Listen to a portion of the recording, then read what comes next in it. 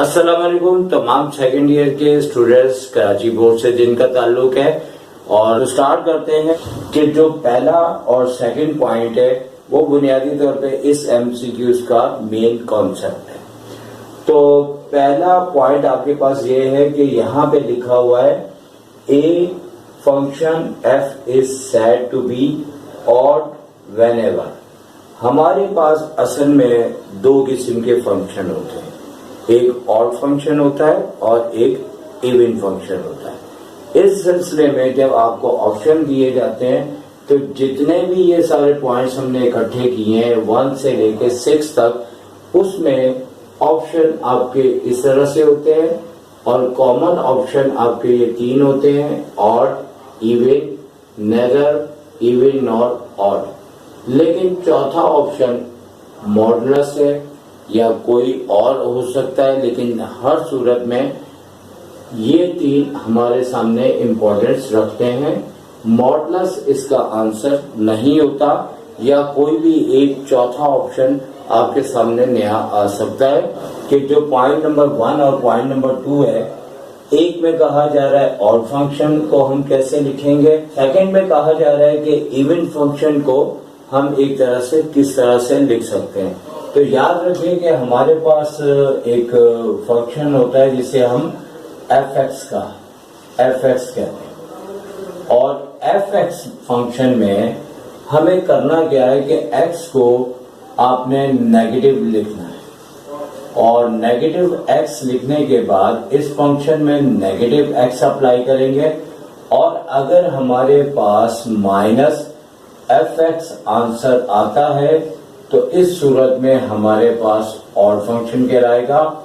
और second option भी ये है कि अगर हम फंक्शन में x की जगह माइनस एक्स अप्लाई करेंगे और हमारे पास आंसर पॉजिटिव एफ एक्स यानी कि x भी पॉजिटिव आए तो इस सूरत में ये इवन फंक्शन होता है। अगर ये दोनों बातें ना हो तो इस सूरत में neither even nor odd function हमारा आंसर होगा। यहाँ पे जैसे कि इन्होंने और के लिहाज से पूछा है तो हमने इस तरह के आंसर को टिक करना है या अपने आंसर शीट में लिखना होगा। अगर इवन फंक्शन का है यानी कि सेकंड पॉइंट है तो इस सूरत में इसका आंसर ये सूटेबल होगा। और ये दोनों बेसिक पॉइंट्स हैं जिसे समझने के लिए आपको पॉइंट नंबर 3, 4, 5 और 6 पे जाना पड़ेगा। अब हम चलते हैं पॉइंट नंबर 3 में, जिससे आपको ये फंक्शन काफी हद तक क्लियर हो जाएंगे। नंबर 3 में हमें एक फंक्शन दिया गया है और इसमें या तो आंसर इसका ऑड होगा या इवन या नाइदर। अब करना क्या है हमें कि जो भी नंबर 3 के अंदर हमें फंक्शन दिया गया है यानी कि एफ एक्स और x अपॉन मॉड के अंदर x, और x को कहा जा रहा है कि ये 0 के इक्वल नहीं है। अगर 0 के इक्वल हो तो ये इनफाइनाइट फंक्शन हो जाता है। अब हमें करना क्या है, जैसे कि हमने बताया कि ऑड फंक्शन के अंदर हो या इवन हो, दोनों सूरतों में x की जगह हम रिप्लेस करेंगे माइनस एक्स और यहाँ पे माइनस एक्स आ गया और उसके बाद इस x को भी हम माइनस एक्स लिखेंगे और मॉडुलस के अंदर माइनस एक्स लिखेंगे। में रखें कि मॉडुलस के अंदर अगर नेगेटिव हो तो ओपन करने के बाद हमारे पास या मॉडुलस के अंदर रहते हुए ये हमारे पास पॉजिटिव आ जाता है और पॉजिटिव आने के बाद हमें ये देखना होता है कि दोबारा ये शक्ल आ सकती है। तो यकीनी तौर पे वो शक्ल आ सकती है, लेकिन इस तरीके से कि अगर इस माइनस को हम इससे अलग कर दें और अगर एक अदद ब्रैकेट का इस्तेमाल करते हुए हम इसे इस तरह से लिखते हैं तो आप ये देख सकते हैं कि ये हमारा बिल्कुल एफ एक्स के इक्वल आया। अब होगा क्या कि माइनस तो ऐसे ही रहेगा, लेकिन इसकी जगह दोबारा रिप्लेस कर देंगे हम एफ एक्स, क्योंकि ये दोनों इक्वल आने के बाद यहाँ नेगेटिव आ गया और यहाँ पे एफ एक्स आ जाएगा। और जैसे कि इससे पहले वाले में हमने आपको एक्सप्लेन किया था कि अगर ये f माइनस एक्स का आंसर माइनस एफ एक्स आ जाए तो इस सूरत में हमारा ऑप्शन ऑड फंक्शन होगा। तो अब नंबर 4 भी बिल्कुल उसी तरह से वही अंदाज है और यहाँ पे आपको मॉड के अंदर या एब्सोल्यूट वैल्यू भी कह सकते हैं एक्स दिया हुआ है और यहाँ पे भी हमने वही प्रोसेस को रिपीट करना है और मजीद और स्टाइल भी आ सकते हैं। ये समझने के बाद आप उन्हें भी अच्छी तरह से फेस कर सकेंगे। अब यहाँ पे भी आपने जैसे कि नंबर 4 है, आपने x की जगह रिप्लेस करते हुए -x लिखना है और बिल्कुल पहले की तरह इसको भी उसी तरह से फाइंड आउट करेंगे। तो ये -x है और यहाँ पे x की जगह -x का स्क्वायर करेंगे और इसके बाद जैसे कि हमने पहले एक्सप्लेन किया था, मॉड की वैल्यू के अंदर जो माइनस होगा वो आपके पास पॉजिटिव हो जाएगा और इसी तरह -x का जब स्क्वायर करेंगे तो हमारे पास पॉजिटिव x स्क्वायर आएगा। तो आप देख सकते हैं कि इस शक्ल और इस शक्ल में कोई तब्दीली नहीं आई, तो लिहाजा हम इस शक्ल को क्या लिखेंगे, fx, क्योंकि ऑलरेडी ये चीज हमारे पास fx के बराबर है और हम ये चाहते भी थे कि आपको इस तरह से एक्सप्लेन किया जाए कि एक ऑप्शन ऑड के लिहाज से आ जाए और एक इवन के लिहाज से आ जाए। अब यहाँ पे पॉजिटिव fx है और इस फंक्शन को हम इवन फंक्शन लेंगे। तो नंबर 5 पॉइंट हमने अपने पास नोट कर लिया हुआ है और यहाँ पे भी हमें ऑड, इवन या नेदर के फंक्शन के लिहाज से डिसाइड करना है। ऑड और इवन हम दोनों आपको बता चुके हैं। अब यहाँ पे हमें बुनियादी तौर पे वही काम करना है कि x की जगह रिप्लेस करेंगे -x। तो देखते हैं क्या आता है हमारे पास इस टाइम।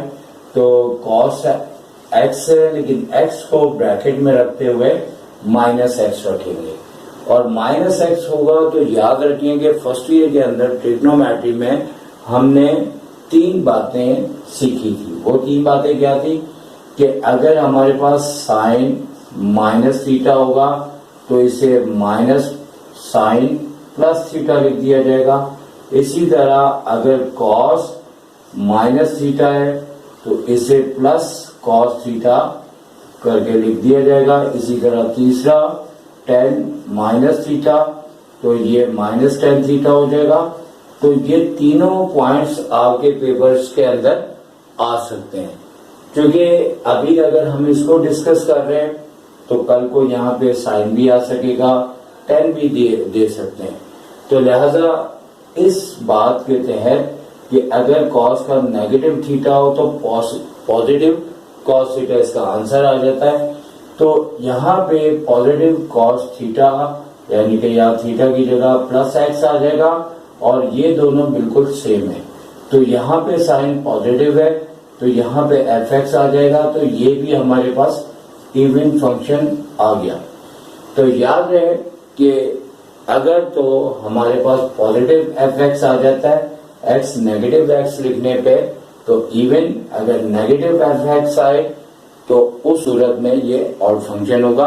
और नंबर 6 पॉइंट में हमारे पास sin x भी मौजूद है और cos x भी मौजूद है। और तो चले इसे सॉल्व करते हैं और x की जगह हमने -x रख देना है और -x के बाद sin -x हो गया। इसी तरह cos -x हो गया। अब आपको मालूम है हमने यहाँ पे इसीलिए इसको रिमूव नहीं किया कि sin -थीटा -sin x के बराबर हो जाएगा और माइनस यानी कि cos -x हमारे पास प्लस के अंदर आ जाएगा।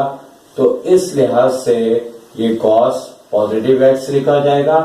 अब आप कुछ भी कर लें, ये दोनों देखें तो बिल्कुल सेम नहीं है। ये दोनों पॉजिटिव है cos वाले, ये पॉजिटिव है, ये नेगेटिव है। अगर हम इसमें से नेगेटिव कॉमन लेते हैं तो फिर भी हमारे पास इशू आएगा। वो इशू क्या आएगा कि ये माइनस से प्लस हो जाएगा, ये प्लस से माइनस हो जाएगा। तो इसकी मीनिंग क्या है कि ना ये ऑड फंक्शन बन पा रहा है ना ये इवन बन पा रहा है। अगर तो ये दोनों माइनस होते, माइनस कॉमन लेते तो ये सेम आ जाता और यहाँ पे fx आ जाता तो ये ऑड फंक्शन बन जाता। कि यहाँ नेगेटिव कॉमन लेने के बाद या लिए बगैर यानी कि पॉजिटिव साइन के साथ दोनों सूरतों में ये इससे मैच नहीं होता, तो इस सूरत में इसका लास्ट ऑप्शन यानी कि नाइदर इवन नॉर ऑड, यानी कि ना तो ये ऑड है ना ये इवन है। जो लिमिट के ऊपर है वो कम से कम आपके पेपर में 2-3 यानी कि पॉइंट्स आपको एमसीक्यूज के लाजमी दिए जाते हैं। सबसे पहले जो इसका टेक्निकल पॉइंट है, अगर आप अपने जहन में वो बात बिठा लें, एक्चुअली होता क्या है कि हमारे पास मैथ्स के अंदर 1/0 ये हमारे पास इनफाइनाइट होता है और इसे रिप्रेजेंट किया जाता है इनफाइनाइट, यानी कि हम अगर 1 को 0 से डिवाइड करें तो ये कभी डिवाइड नहीं होता, ये अनडिफाइंड वैल्यू है जिसे कोई भी नहीं बता सका आज तक। और x की जगह यानी कि लिमिट अप्लाई कर रहे हैं तो हम इस फंक्शन की लिमिट फाइंड आउट कर रहे हैं, तो इसमें हमें सबसे पहले डिनोमिनेटर को देखना है। डिनोमिनेटर अपॉन में वैल्यू को कहते हैं, और यहाँ पे अगर हम लिमिट के नीचे जैसे x की लिमिट आपको 2 दी हुई है, हमने हर एमसीक्यूज के अंदर सबसे पहले ये चेक करना है कि अगर हम डिनोमिनेटर में x की लिमिट 2 अप्लाई करते हैं तो वो आखिर क्या आता है। अगर तो वो 0 आता है तो ये हमारे लिए मसला है, जैसे कि हमने अभी आपको बताया था अनडिफाइंड वैल्यू होती है और 0 नहीं आना चाहिए। अगर 0 आ रहा है तो हमें फैक्टराइजेशन ट्रिग्नोमेट्री की आइडेंटिटीज को याद करते हुए उसके मुताबिक प्रोसेस को यूज करना होगा। यहाँ पे ऊपर फॉर्मूला अप्लाई हो रहा है तो यकीनी तौर पे कुछ ना कुछ हो रहा होगा, आपने जज करना है। जैसे कि कहा कि अगर फैक्टराइजेशन हो रही है, अगर हम डायरेक्ट करें तो कि आप मैट्रिक के बच्चे नहीं हो, 9 के नहीं हो, तो आपको पता है कि x² - 4 का फॉर्मूला अप्लाई करने के बाद x - 2 और x + 2 आ जाएगा, और इसके बाद अपॉन में चूंकि हमारे पास x - 2 है और इसी की वजह से नीचे 0 आ रहा था, क्योंकि x की लिमिट अगर 2 अप्लाई करें तो 2 - 2 हमारे पास 0 होता है। 0 एक तरह से अनडिफाइंड वैल्यू है, तो फैक्टराइजेशन जैसी हमने अप्लाई की तो हमारा एक अदद ब्रैकेट इससे कैंसिल हो गया।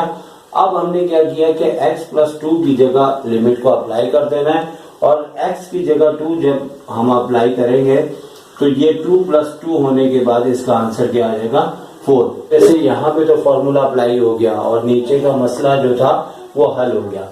अगर अब यहाँ पे बात करें तो यहाँ पे सिलसिला कुछ इस तरह से है कि एक हमारे जहन में ये कॉन्सेप्ट होना चाहिए कि अगर कभी भी कोई क्वेश्चन दिया जाए तो सबसे पहले हमने कॉमन पे गौर करना है। अगर न्यूमरेटर में से कॉमन आ रहा है, डिनोमिनेटर में से कॉमन आ रहा है, और कॉमन वो आ रहा हो जैसे यहाँ पे x की लिमिट दी है तो x की बात करें, या फिर कोई कांस्टेंट भी आ सकता है, तो कॉमन आ रहा है तो कॉमन लेना है।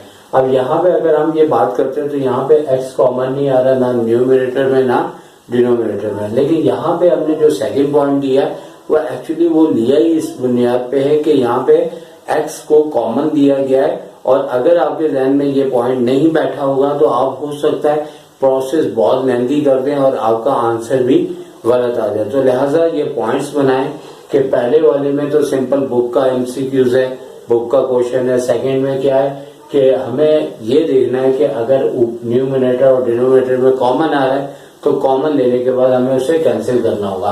अब नंबर 2 की अगर हम बात करें, नंबर 2 की, तो हमें डायरेक्ट लिमिट अप्लाई नहीं करनी, बल्कि हमें कॉमन लेके पहले x को खत्म करना है, फिर उसके बाद हम दोबारा चेक करेंगे कि नीचे क्या लिमिट रखने के बाद 0 तो नहीं आ रहा।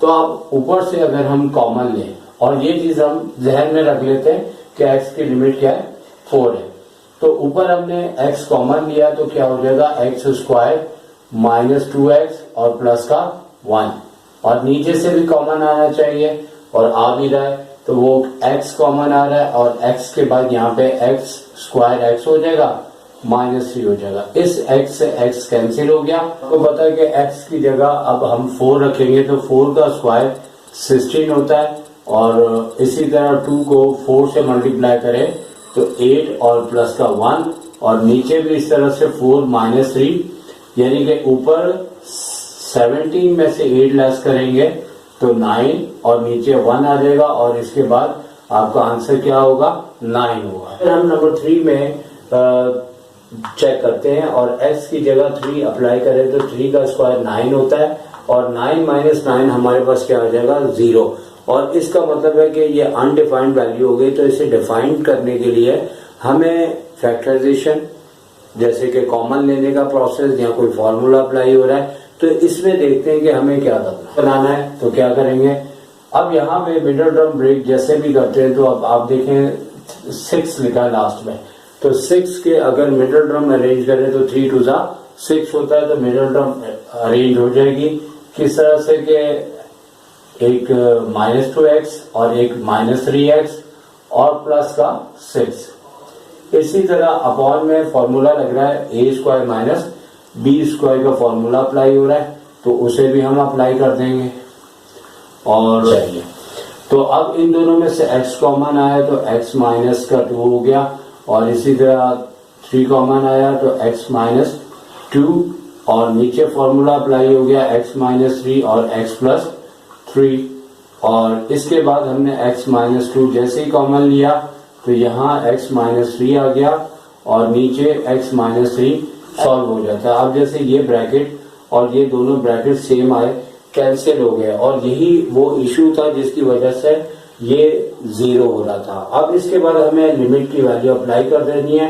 बात नंबर 3 के ऊपर हो रही है तो यहाँ पे 3 वैल्यू दी गई है तो x की जगह 3 माइनस 2 हो जाएगा और नीचे जो है 3 प्लस 3 यानी कि 1/6 इसका आंसर आएगा। तो नंबर 4 से पहले आपको यह मालूम होना चाहिए कि हमारे पास एक फॉर्मूला कह लें, एक नोटेशंस कह लें कि जब लिमिट हम अप्लाई करें और x 0 हो और साइन x अपॉन x हो तो इस सूरत में हमारा आंसर 1 आएगा। ये तो अब यहाँ पे करना क्या है कि यहाँ पे ये देखना है कि नंबर 4 है, यहाँ लिमिट x की 0 दे रहे हैं तो इसमें और इसमें आप देखें फर्क किधर है कि यहाँ पे इधर भी x है और इधर भी x है।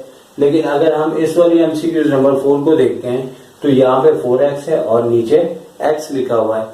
अब जब भी साइन आपको किसी भी x यानी 4x या कोई भी चीज दे हमें नीचे भी वही चीज लेके आनी है और हमारा ये फॉर्मूला परफॉर्म हो जाएगा और हमारे पास वो चीज यानी कि ये पूरा फंक्शन 1 के इक्वल हो जाएगा। अब हमने करना क्या है, नंबर 4 के ऊपर बात करें तो हमें जैसे कि लिमिट यहाँ पे x 0 दी है और साइन आपके पास क्या है 4x है। अब हमारे पास अपॉन में x है तो हमने देखना है कि हमारे पास क्या नहीं है, यहाँ जो इसके पास है इसके पास क्या नहीं है। तो नहीं क्या नहीं है यानी कि मैं ये कहना चाह रहा हूं कि साइन के साथ 4x है और नीचे जो है वो x है यानी कि 1x है तो सिर्फ और सिर्फ 4 की कमी है। तो हमने करना क्या है कि 4 को यहाँ पे भी मल्टीप्लाई कर देंगे और ऊपर भी 4 को मल्टीप्लाई कर देना है।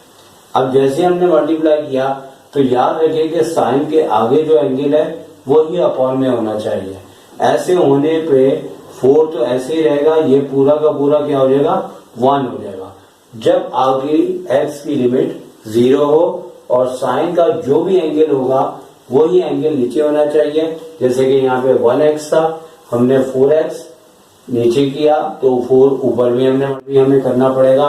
मैथ्स की कॉन्सेप्ट की बुनियाद पे हमें डिनोमिनेटर के साथ न्यूमिनेटर में भी वो नंबर मल्टीप्लाई करना पड़ता है और इस तरीके से साइन 4x अपॉन 4x इस फॉर्मूले के मुताबिक 1 के इक्वल हो जाएगा।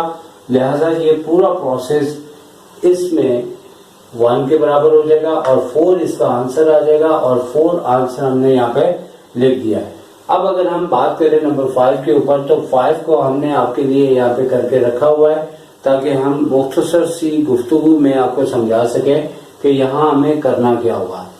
नंबर 5 में एक्चुअली नंबर 4 और 5 में जो फर्क आ रहा है वो फर्क ये आ रहा है कि यहाँ पे साइन के ऊपर 1 पावर है और 1 पावर होने के बाद अगर यहाँ पे 4x, 9x, 11x कोई भी नंबर देते हैं तो तकरीबन यही प्रोसेस होगा। सिर्फ यहाँ पे फर्क ये आएगा कि यहाँ पे 4 है तो 4 मल्टीप्लाई हो रहा है, 9 है तो 9 मल्टीप्लाई भी होगा और डिवाइड भी होगा। इसके साथ यहाँ पे नंबर 5 में जो फर्क आया ये है कि यहाँ पे स्क्वायर दे दिया हुआ है साइन के ऊपर स्क्वायर। ये सारा प्रॉब्लम साइन के साथ ही आएगा। इसके अलावा टेन है, कॉट है, सेक है, कॉसेक, वहां पे ये इशू नहीं आते और जैसे साइन नजर आता है तो हमें ये प्रॉब्लम हैंडल करना होता है। और यहाँ पे हमें करना क्या है कि और करने से पहले ये बात देखनी है कि अगर साइन का स्क्वायर है तो x/3 है तो नीचे x स्क्वायर दिया होगा। अगर साइन का क्यूब है तो x क्यूब, अगर साइन की पावर 4 है तो x की पावर 4 दी जाएगी। अगर ऐसा नहीं दिया जाएगा तो यकीनी तौर पे फिर आपका आंसर ये नहीं आ सकेगा और क्वेश्चन सही होगा तो आंसर भी आएगा, रूल्स भी अप्लाई होगा। तो यहाँ पे हमें करना क्या है कि साइन का स्क्वायर हो रहा है तो हमें यहाँ पे नंबर 5 में हमने करके रखा है कि स्क्वायर हमें ऊपर ले जाना है ब्रैकेट के और जो साइन का स्क्वायर है वो हट जाएगा और x/3 नॉर्मली वैसे ही था वैसे ही रहेगा, लेकिन नीचे का जो x स्क्वायर है वो x हो जाएगा। और अगर आप इसको यहाँ से रिमूव कर दें तो आपके पास क्या आ रहा है कि यहाँ पे x आ रहा है और बिल्कुल इस तरह से ही हो गया कि स्क्वायर ऊपर चले गया और नीचे x का स्क्वायर भी ऊपर चले गया ब्रैकेट के। और अब हमें इन दोनों को बिल्कुल सेम लाना है। तो जैसे यहाँ x/3 लिखा है तो हम इसके अपॉन में 3 लिखेंगे और साथ ही हम इसके साथ 3 मल्टीप्लाई भी करेंगे। फिर हमें करना क्या है कि इस फॉर्मूले के मुताबिक हमें साइन x/3 अपॉन x/3 को सेपरेट और ये जो 3 है 1/3 का स्क्वायर बनते हुए 1/9 इसका आंसर आएगा, जो कि हमने नंबर 5 में लिख दिया हुआ है बुनियादी तौर पे। तो ऑलरेडी ये हमने एक वीडियो को बनाते हुए ये कैप्चर नहीं हो सका था, जिसकी बुनियाद पे हम दोबारा इसको एक्सप्लेन कर रहे हैं। तो हम इस तमाम प्रोसेस को कारआमद बना रहे हैं ताकि हमें दोबारा से ना करना पड़े और इसी चीज को हम एक्सप्लेन कर रहे हैं, जैसे कि नंबर 5 में हमने आपको एक्सप्लेन कर दिया। और इसके बाद इसका आंसर भी यहाँ पे यकीनी तौर पे हमने लिखा था 1/9 और नंबर 6 के तो यहाँ पे जैसे ही हम चेक करेंगे तो नीचे 0 नहीं आ रहा। अगर 0 आए तो ऊपर के 3 पॉइंट्स है, 0 नहीं आए तो नंबर 6 के अंदर हमने क्या एक्सप्लेन किया कि डायरेक्ट x की जगह हमें लिमिट अप्लाई कर देनी है, जो कि क्या है 2 है। तो जैसे ही 2 अप्लाई करेंगे, जैसे यहाँ x का स्क्वायर हो रहा है तो 4 हो गया, यहाँ पे 2 2 4 हो गया। और इस प्रोसेस को हम पूरा अगर ऐड करें तो 19 आ रहा है। इसी तरह नीचे भी x की लिमिट रखने के बाद हमारे पास 4 + 4 -1 यानी कि 19/7 हमारा आंसर आ चुका हुआ है। सर शायद आपसे इजाजत चाहेंगे। टेक केयर, अल्लाह हाफिज।